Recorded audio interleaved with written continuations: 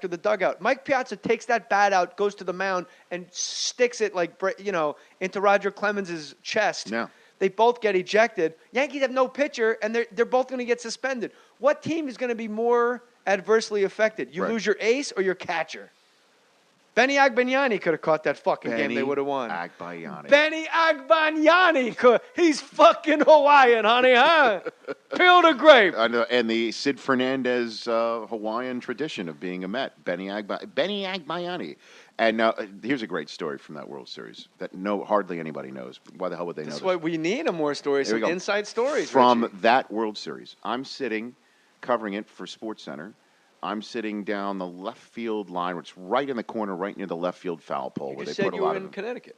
This was 2001 now. Oh, sorry. I've now since graduated to being able to actually go to these events. Now you're one of the big guys. Now I'm okay. Right. So and we could touch on later that weird hierarchy of anchors. Like there's the guys on ESPN let Express, us hit all of them, ESPN News, and then you just get like, hey, Stan Everett couldn't be here, so this guy, I was one of the last people hired at ESPN who went straight to SportsCenter. It was before ESPN News. I think the last one might have been Mike Greenberg, who was hired and went straight to SportsCenter. He might have been Greenberg, at the Italian outset guy? of. Say it again. Greenberg, Italian guy. Yeah, he's Italian. Yeah. So tell the story about the 2000 So anyway, series. so I'm sitting Subway there. series. I'm sitting there. I'm sitting next to Peter Gammons and Carl Ravitch. Old Hickory. Old Hickory. Well, he does get $20 bills sent to him in the mail and asked to have it autographed. I've seen it. I've seen him walking with his fan mail in the ESPN newsroom. Is he opens happy it up, about it? $20 bills. God bless him. He signs them and sends them All right, back. so he's not a red ass. He is not. That makes me like him. Well, I mean, but he gets serious about baseball. Yeah. Obviously. And so I'm sitting next to him, and there's a guy who's about 5 rows in front of us who looks incredibly familiar to me, a tall man with gray hair. And he gets up and he starts walking towards home plate with a younger woman, and I'm thinking to myself, I know who that is. It turned out to be the actor James Noble, who was the governor from Benson. Oh, my God. Okay. And to me, for some reason, in the middle of the Subway Series, my dream scenario, and here I am covering it for ESPN, this is like, a dream freaking come true. Yeah. I turned to Peter, I had to share it with somebody. I'm like, Peter Gammons, I'm like, have you ever seen Benson? Total blank look. And he's like wondering, why the hell are you bothering me during inning number 2 of the World Series? He just looks at you and goes, Chris Benson is doing his best to get back in the rotation as quick as he can. But, by the way, when Peter Gammons does that, the word but could be completely different. Chris Benson is pitching his best he can to get back in the rotation. But a left-handed hitter coming up out of the minor leagues has nothing to do with Chris Benson, but I'm talking about it now. It just can go in any possible direction. So anyway, I go and I follow the governor from Benson. And I don't know why I'm doing this, but I'm doing this. I had to do it. And I walk up to him, finally catch up to him. The World left Series. my post. Left my post. Now batting number 2, Derek Jeter, number 2. Number 2. And you're like, screw it. Governor. Now batting the governor from Benson, number 34. So I go follow him. And I finally catch up to him between home plate and third base. And I say to him, you are the actor who plays the governor from Benson, aren't you? Yes, I am. And sure enough, I swear to God, he's with the younger woman is his daughter, who she sees my press pass dangling from my neck and says to me, we are actually looking for Robert Guillaume. Can you help? And I'm like, wait a minute. I find the governor from Benson at Game 2 of the World Series, and you are not only the governor from Benson, but I'm finding you in the act of trying to find Benson himself. What are the odds? What are the freaking odds? 0. So I said, can I help? How may I be of service to the governor, of course? How may I help? She said her boyfriend is at home saying that Robert Guillaume is sitting behind home plate, and my dad has not seen him since Benson went off the air. It's been a decade, and he really wants to catch up. Those two are close. So I say, but she says, he can't get down there. Maybe you can help. They are Nazis at Yankee Stadium. Right, I mean, seriously. Another reason. Fuck Yankee Stadium. Yeah, I know. They're very, very Ticket, serious. please. I Really? know. You got like a Puerto Rican Day parade field trip behind home plate. Somehow So I can't sneak through to say hi to my friend. I walk towards home plate, And, of course, they won't let him down, but they will let me down with my press pass. And as I'm walking down towards home plate, I'm beginning to think, how in the hell does Robert Guillaume have behind home plate seats to one of the top New York sporting events of all time? Phantom of the Opera. No. Oh. No. But I was thinking in my head because, like, he's not on a Fox show. Right. He was actually on Sports Night at the time on ABC. I just thought maybe the Broadway juice. No, it wasn't any Broadway juice. So as I'm strolling down, I'm thinking this. And yes, by the way, Robert Guillaume he replaced Michael Crawford in Phantom of the Opera. How'd you like to be there that night? Right. The first night of Robert Guillaume. Like, why is the Phantom a black guy? So I go down and I don't see him, and I typical New York moment. Just turn around and just ask fans, does anybody know who Robert Guillaume is? And some guy says, yeah, I know who he is. And I'm like, did you see him around here? And he goes, no, I haven't seen him, but Jesse Jackson's sitting right over there. And I'm like, no, sir, I'm looking for a fictional politician, you know? Yeah, I thought maybe you wanted one black guy. I'd steer you to another black guy. It was totally ridiculous. So why are you breaking my balls? I get you another black guy right here, same price. I then turn around and I'm like thinking to myself, well, maybe this is now a mistaken identity. And sure enough, right behind home plate is Frank Robinson, one of the greatest baseball players of all time. Yeah. And I go back up and I say to MVP in both leagues. And there's the governor looking at me like maybe this could be it. He's on bated breath waiting for the verdict of what I have found behind home plate. And I say to his daughter, I'm like, is it possible your boyfriend saw Frank Robinson and thought it was some... She gets on the cell phone and says, could that be Frank Robinson? Oh, you are an asshole, and hung up the phone on her. You should have. That was my World Series Game 2 story. How old was the governor from Benson? Had to be mid-70s. So you could have, in theory, brought Frank Robinson to him and said, Robert, you guys haven't seen each other in so long. And the governor would have went, I'm so glad to see you. Now, Frank Robinson does not have a sense of humor. I heard he's a son of a bitch. I heard he's everything Willie Banks... he's everything Ernie Banks is not. Ernie Banks will get on an airplane and walk into coach, and whether you know him or not, shake your hand and say, hi, thanks for coming, like you're on his plane. He is the greatest. And I've heard Frank Robinson is the most truculent, the most... He does not, and the times that because again, I was totally exposed, before I was exposed to the football world, I was totally exposed to the baseball world on ESPN because that was my beat. And baseball's my first love. Well, high school basketball was your first beat. Technically, yes. For the Chicago Tribune when you were a stringer. At ESPN. And then you were Stringer Bell on the wire. Right. Stringer Bell. See, I pulled that together. May he rest in peace.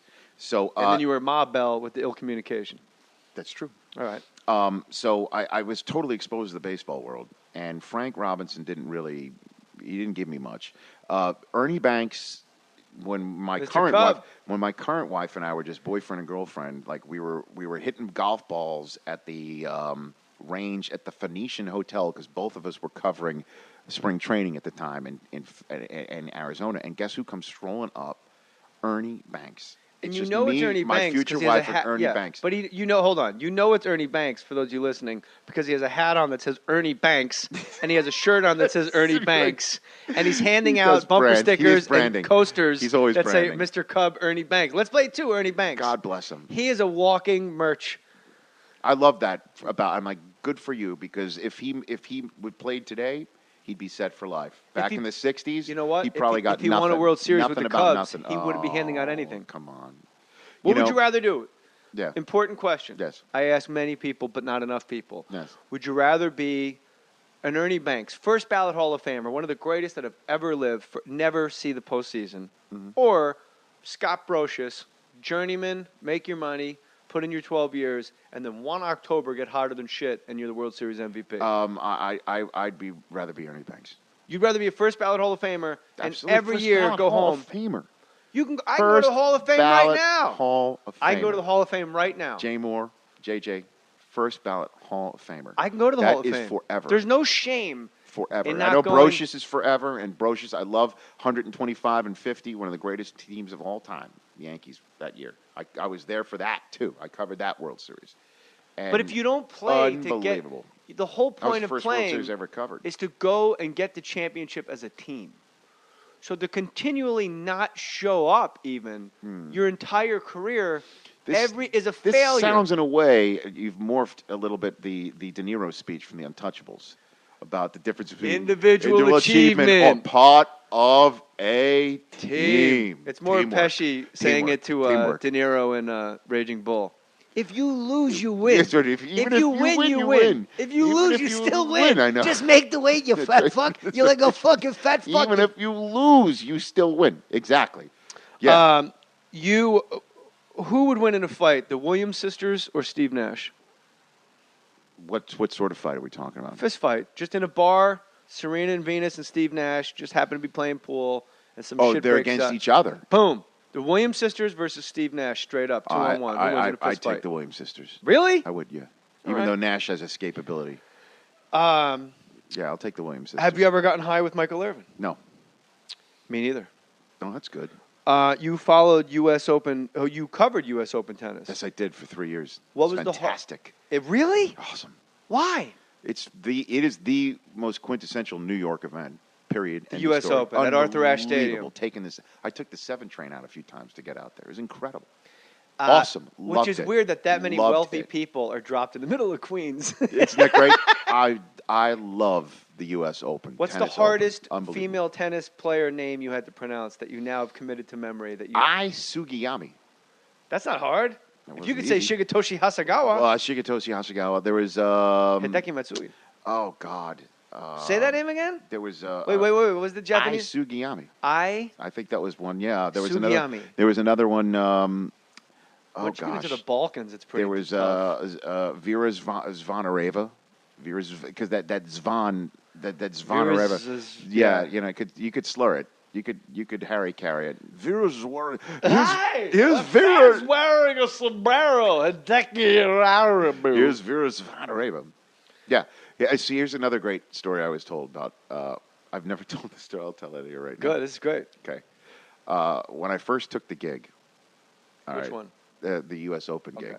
I forgot we were talking about that. The U.S. Open gig. They told me that, when I was calling the matches, I had to be quiet during points. These were the few things they told me. Be quiet during points. Don't talk during points, which I thought was no-brainer. Another one, too, is that when I get a card to read for a live read, just like you did. So you had to do live reads. Well, yeah, because I not only did studio, I also did the tennis. I called Gary some matches. Unmarried coming up. Well, I never really had to do that. I would love. Well, my favorite one of that was Pat Summerall. Murder. She wrote. He always pronounced the Enemy. Coming up tonight. Third and long. Coming up tonight. Murder, She Wrote. Murder, She Enemy with Wrote. the carry. Stop by the line of scrimmage by Harry The Carson. best was when he then went on Fox and is like, tonight, an all new House of Buggin'. That was my favorite Summerall. So this is a Pat Summerall story because he for years called U.S. Open tennis on CBS and had occasionally difficulty reading all the live reads specifically. And I'm like, what do you mean? That he would just, for the blimp shot, they would show the entirety of the skyline of New York City. And the blimp shot would be, that's the Goodyear blimp showing you downtown Manhattan, and blah, blah, blah, blah. And all he would say is, Manhattan. That's it. They'd show down, and that's the blimp. He wouldn't say Goodyear. He wouldn't say the store. He wouldn't say the tagline. And the gig is you got to say Goodyear. That's why the blimp's say, up. of course. That's if what it's they're the paying Fuji for. blimp. You got to say they're Fuji. paying for it, and this was back in the MetLife. early '90s when they didn't have probably like the graphic at the bottom. Now of the there's screen. competing blimps. There are. It used to just be the Goodyear blimp. DirecTV is a blimp. Everybody got a blimp. MetLife is the cool one with Snoopy on it. That's the Snoopy's one on you it. look up in the sky and you go, that's nice. Yeah. Snoopy's Yeah, up there Snoopy. and his Sopwith Kids dig camel. it. Sure. So I did that so just for shits and giggles. When it was my first blimp shot, and they showed it, and I just went Manhattan. And just left it paused, and then the guy was giving me the spiel beforehand. He screams in my ear, says, "Read the fucking card!" Is what he screamed in my ear. Wow. Yeah, so of course I did it, but it was great. I was so much fun. We did it was your me and favorite Patrick tennis? McEnroe. We did the late He's a night great show. He was commentator. great. He was my analyst. We did a lot of fun stuff. What matches stick out to you from that time? Roddick won his only U.S. Open title. It was one of his only Grand Slam titles. He's an American. This year. Andy Roddick. And That was great. Do you know where He he's did from? that one year that we were there. He's from Nebraska. Really? It's from the heart of the country. Not exactly a tennis powerhouse. No, I know. Well, I mean, they all leave wherever they're from and then go to Manhattan Nick Beach or something, Bollettieri yeah. or wherever. They go to Southern Florida. And, Oh, yeah. You know, probably bang Russian girls at age 14 and start Hopefully. playing tennis. Oh, I hope at their 14, not the girls. Oh, well, yeah, of Yeah, course. we don't do No, that. no, Rich we and don't I we're condone family any of guys. this sort of stuff. Yeah, no. Now, that's the explicit label right there, bro. Right. Yeah. What was? But it was great. I loved it. Who's the blonde girl that never won? Kornikova. Did I you ever interviewed follow her. one of her matches? I interviewed her. She came on. It was funny. She came on, and it was the only one-on-one interview we did not do from behind the desk. They put us in director's chairs in front of the desk so you could see her entirety. And she was in. Couldn't be here, so this guy, I was one of the last people hired at ESPN who went straight to SportsCenter. It was before ESPN News. I think the last one might have been Mike Greenberg, who was hired and went straight to SportsCenter. He might have been Greenberg, at the Italian outset guy? of. Say it again. Greenberg, Italian guy. Yeah, he's Italian. Yeah. So tell the story about the 2000 So anyway, series. so I'm sitting Subway there. series. I'm sitting there. I'm sitting next to Peter Gammons and Carl Ravitch. Old Hickory. Old Hickory. Well, he does get $20 bills sent to him in the mail and Good. asked to have it autographed. I've seen it. I've seen him walking with his fan mail in the sports, and hardly anybody knows. Why the hell would they know That's this? why we need more stories, Here we some go. inside stories. From Richie. that World Series. I'm sitting, covering it for SportsCenter. I'm sitting down the left field line, which is right in the corner, right near the left field foul pole, You where just they said put you a lot were of in them. Connecticut. This was 2001 now. Oh, I've sorry. now since graduated to being able to actually go to these events. Now and you're cover one of the them big for- guys. Yes, now You're I'm not. there. Yeah. Okay. Right. So There's and we should, if we could, touch on later that weird hierarchy of anchors. Like there's the guys please, on ESPN please, let Express, us hit all of them. ESPN News, and then you just get like, ESPN hey, Express. Stan Everett, correct to the dugout. Mike Piazza takes that bat out, goes to the mound, and sticks it like into Roger Clemens' chest. Yeah. They both get ejected. Yankees have no pitcher, and they're both going to get suspended. What team is going to be more adversely affected? You Right. lose your ace or your catcher? Benny Agbayani could have caught that fucking game. They would have won. Agbayani. Benny Agbayani could. He's fucking Hawaiian, honey, huh? Peel the grape. And the Sid Fernandez Hawaiian tradition of being a Met, Benny Agbayani. And now here's a great story from that World Series. Oh my God. Okay.